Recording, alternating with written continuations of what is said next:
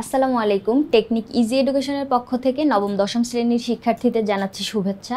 Technique easy education তোমাদের জন্য নিয়ে এসেছে ইজি বায়োলজি এই বইটি, যার একটি পার্ট হচ্ছে বোর্ড কোশ্চেন অ্যানালাইসিস।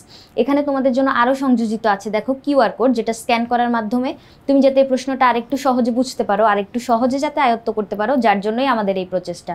তোমরা কিন্তু চাইলে আমাদের এই ইজি বায়োলজি বইটা সংগ্রহ করে নিতে পারো। এখানে তোমাদের জন্য বিগত কয়েক বছরে বোর্ড প্রশ্ন অ্যানালাইসিস করে দেওয়া আছে। চলো আজকের পর্বে আমরা দিনাজপুর বোর্ড 2021-এ আসা একটি প্রশ্ন নিয়ে তোমাদের সাথে আলোচনা করি। দেখো এখানে উদ্দীপকে কি বলছে, যে শুক্রাণু ও ডিম্বাণুর নিষিক্তকরণের পরে কয়েকটি ধারাবাহিক পরিবর্তনের মাধ্যমে ফিটাস গঠিত হয়। এক্ষেত্রে একটি বিশেষ অঙ্গ ভ্রূণ এবং মাতৃজরায়ু টিস্যুর মধ্যে সম্পর্ক স্থাপন করে। এখন দেখো আমরা জানি যে পুং গ্যামেট আর স্ত্রী গ্যামেট এই দুইটার মিলনের প্রক্রিয়াকে হচ্ছে নিষেক বলে। তার মানে নিষিক্তকরণের ফলে জাইগোট তৈরি হয়, অর্থাৎ নিষেক প্রক্রিয়ার পরপর যে প্রথম কোষটা তৈরি হয় ওই কোষটাকে বলে হচ্ছে তোমার জাইগোট। এখন জাইগোট কিছুদিন বিভাজনের পরে, অর্থাৎ জাইগোটটা বিভাজিত হয়ে তোমার পূর্ণাঙ্গ একটা জীবদেহ তৈরি করবে। যে জীবদেহটা বা ভ্রূণটা ওইটা যদি 8 সপ্তাহের হয় তখন ওইটাকে আমরা ফিটাস বলি। এখন দেখো ফিটাস গঠন করলো, এরপরে একটা বিশেষ অঙ্গ মাতৃজরায়ু টিস্যুর মধ্যে সম্পর্ক স্থাপন করে। এটা আমরা বুঝতে পারতেছি যে এটা অমরার কথা বলছে। অমরা কি জিনিস? অমরা হচ্ছে এরকম একটা অঙ্গ মাতৃজরায়ুতে ক্রমবর্ধমান ভ্রূণ এবং মাতৃজরায়ু টিস্যুগুলোর মধ্যে সম্পর্ক স্থাপন করবে, এরকম একটা অঙ্গ। এখন উদ্দীপকটা আমরা বুঝছি। এরপরে দেখো ক খ গ ঘ 4টা প্রশ্ন কি বলা আছে, যে হরমোন কাকে বলে। খ নাম্বারে বলছে এইডস আক্রান্ত রোগীর রোগ প্রতিরোধ ক্ষমতা নষ্ট হয়ে যায় কেন। গতে বলছে যে উদ্দীপকে উল্লিখিত ধারাবাহিক পরিবর্তন ব্যাখ্যা করো। তার মানে দেখো প্রথমে দুইটা গ্যামেট ছিল, গ্যামেটটা নিষিক্তকরণের পর এই যে ফিটাস পর্যন্ত আসছে। তার মানে এখানে একটা একটা যে ভ্রূণের বিকাশটা একটা ধারাবাহিক পর্যায়ে সম্পন্ন হচ্ছে না, এই বর্ণনাটা হচ্ছে আমাদের এখানে করা লাগবে। ঘ নাম্বারে তোমার কি বলছে দেখো, ভ্রূণের সুষ্ঠু বিকাশে উদ্দীপকে উল্লিখিত বিশেষ অঙ্গটির ভূমিকা। বিশেষ অঙ্গটা কি ছিল?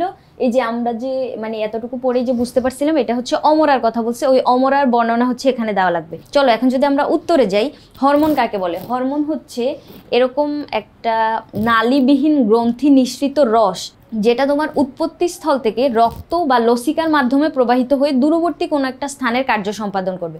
হরমোন হচ্ছে ইংরেজিতে বলে, বাংলাতে এটাকে বলা হচ্ছে প্রাণরস। মনে করো একটা গ্রন্থি, যে কোনো একটা গ্রন্থির এরকম একটা ক্লিন সারফেসের উপর থেকে এভাবে হচ্ছে তোমার যে রসগুলা সিক্রেট হবে, এটা পরিবহনের জন্য কোনো নালীপথ নাই, নালীবিহীন গ্রন্থি নিঃসৃত, যার কারণে ও প্রবাহিত হবে কিভাবে? রক্ত বা লসিকার মাধ্যমে প্রবাহিত হয়ে। এটা সবসময় খেয়াল রাখবা যে হরমোন যেখানে উৎপন্ন হয় ওই জায়গার কাজ কখনোই সম্পন্ন করে না, ও রক্তের মাধ্যমে প্রবাহিত হয়ে দূরবর্তী কোনো একটা স্থানের কার্য সম্পাদন করবে। এরপরে দেখো এইডস আক্রান্ত রোগীর রোগ প্রতিরোধ ক্ষমতা নষ্ট হয়ে যায় কেন। এইডস যে হয় এই রোগটা, এটা হয় হচ্ছে মেনলি তোমার এইচআইভি ভাইরাসের জন্য। এখন এইচআইভি ভাইরাসটা কি করে? তোমার শ্বেত রক্তকণিকার কার্যক্ষমতা কমায় দেয়। এখন শ্বেত রক্তকণিকা আমাদের দেহের যে জীবাণুদেরকে ভক্ষণ করে, তারপরে রোগ প্রতিরোধের জন্য অ্যান্টিবডি তৈরি করে। এখন যদি তুমি শ্বেত রক্তকণিকাটাকে নষ্ট করে ফেলো তাহলে তোমার এই রোগ প্রতিরোধ ক্ষমতা তো নষ্ট হয়ে যাবে। অর্থাৎ যে কোনো বাইরে থেকে যদি কোনো ভাইরাস তোমাকে আক্রমণ করে তুমি ওটা রিকভার করে উঠতে পারবা না। এরপরে শ্বেত রক্তকণিকা কি করে? ফ্যাগোসাইটোসিস পদ্ধতিতে আমাদের বাইরে থেকে আগত যে কোনো জীবাণুকে ভক্ষণ করে ফেলে। এখন তোমার শ্বেত রক্তকণিকার কাজটাই যদি বন্ধ হয়ে যায়, তার মানে তোমার দেহ হচ্ছে ওই ভাইরাসগুলো দ্বারা খুব সহজেই আক্রান্ত হইতে পারবে। তাহলে আমরা বুঝতে পারতেছি যে এইডস আক্রান্ত হইলে কি জন্য রোগ প্রতিরোধ ক্ষমতা কমে যায়, অথবা এটা এত বেশি ক্ষতিকর বা এইডসকে আমরা ঘাতক ব্যাধি বলি কেন। কারণ আজ পর্যন্ত এইডসের কোনো ঔষধ আবিষ্কার হয় নাই।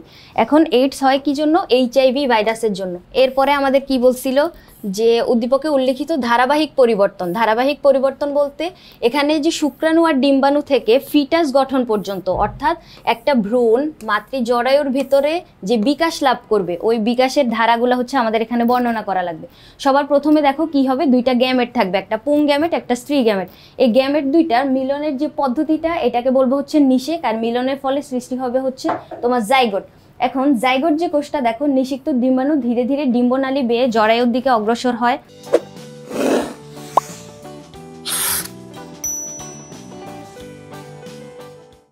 এই অবস্থায় 36 ঘন্টা পরে 2টা কোষ সৃষ্টি হয়, এরপরে 72 ঘন্টা পরে 16টা কোষ সৃষ্টি হবে, 4 সপ্তাহ পরে তোমার যে ভ্রূণটা ওইটা হৃদস্পন্দন আর যে মস্তিষ্কের গঠন শুরু হবে। এখন হৃদস্পন্দন দেখো, এই ভ্রূণের একটা বিশেষ পর্যায় থেকে যখন হৃদস্পন্দনটা শুরু হইলো এটা মৃত্যুর আগ পর্যন্ত চলতে থাকবে, অর্থাৎ হৃদস্পন্দন যখন থেমে যাবে তখন হচ্ছে ওই জীবদেহটা মৃত্যুবরণ করবে। এরপর দেখো 5 সপ্তাহে কি হয়, 5 সপ্তাহে হচ্ছে তোমার ওই ভ্রূণটার হাত আর পায়ের গঠন সৃষ্টি হয়, কিন্তু ওগুলা অত্যন্ত ক্ষুদ্র অর্থাৎ মুকুলের মতো গঠন থাকে। এরপরে দেখো 8 সপ্তাহ, যেটা ওই যে উদ্দীপকে আমাদের যেটা বলা ছিল যে ফিটাস গঠন করে, 8 সপ্তাহের যে ভ্রূণটা ওইটাকে হচ্ছে আমরা ফিটাস বলবো।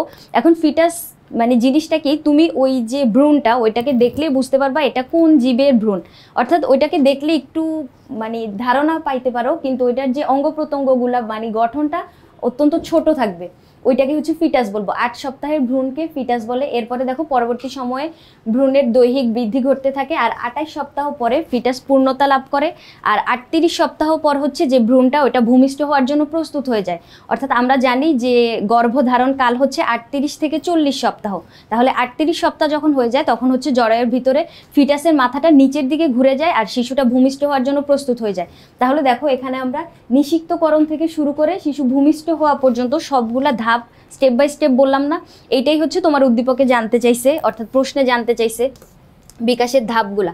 এরপরে চলো আমাদের ঘ নাম্বারে কি বলছিল, একটা বিশেষ অঙ্গের কথা বলে দিছিল, যে অঙ্গের মাধ্যমে তোমার ভ্রূণটা হচ্ছে মানে সুষ্ঠুভাবে বৃদ্ধিপ্রাপ্ত হইতে পারবে। এখন অমরা গুরুত্বপূর্ণ ভূমিকা পালন করে একটা ভ্রূণের বৃদ্ধির জন্য, কারণ অমরা যেটা ওইটা হচ্ছে তোমার মাতৃদেহ আর ভ্রূণের দেহটাকে কানেক্ট করে।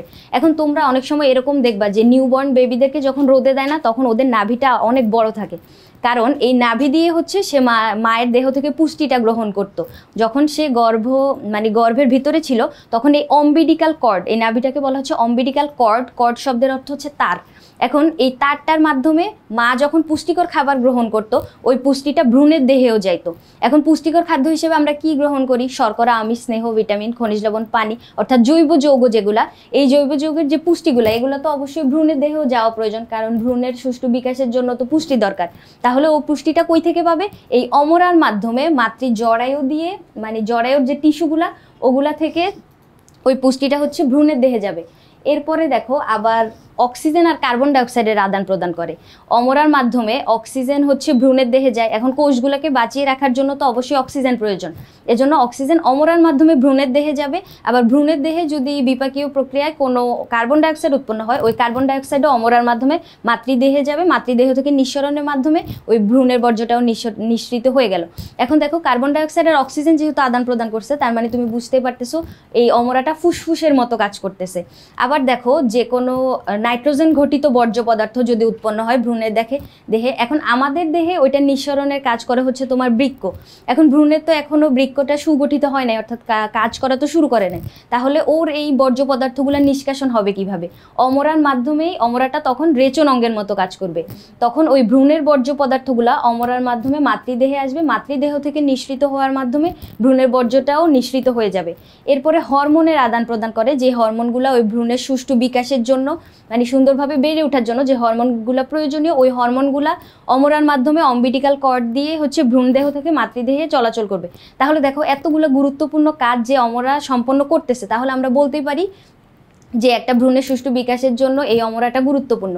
এখন আমি তোমাকে যেভাবে বুঝাই উত্তরগুলো বললাম এইভাবে সঠিক ইনফরমেশন যদি তুমি পরীক্ষার খাতায় রিপ্রেজেন্ট করতে পারো, আই হোপ সিকিউতে তোমরা একটা স্ট্যান্ডার্ড মার্কস সিকিউর করতে পারবা। প্রিভিয়াস বোর্ড প্রশ্নগুলো অ্যানালাইসিস করার মাধ্যমে তুমি তোমার স্কুলের পরীক্ষায় অথবা বোর্ড পরীক্ষায় ওই প্রশ্নটা ধরতে পারা, উদ্দীপকে কী চাইছে ওই এক্স্যাক্ট উত্তরটা সুন্দরভাবে করতে পারার জন্য এই প্র্যাকটিসটা অবশ্যই দরকারি, যার জন্যই আমাদের ইজি বায়োলজি বইটাতে তোমাদের জন্য এই সংযোজনটা করা হয়েছে। এখানে তোমাদের জন্য বিগত কয়েক বছরে বোর্ড প্রশ্ন অ্যানালাইসিস করে দেওয়া আছে, তোমরা চাইলেই আমাদের এই বইটি সংগ্রহ করে নিতে পারো। আজকের পর্বে এই পর্যন্তই, পরবর্তী পর্বে আমরা অন্য কোনো বোর্ড প্রশ্ন অ্যানালাইসিস নিয়ে তোমাদের সামনে হাজির হব। ধন্যবাদ সবাইকে।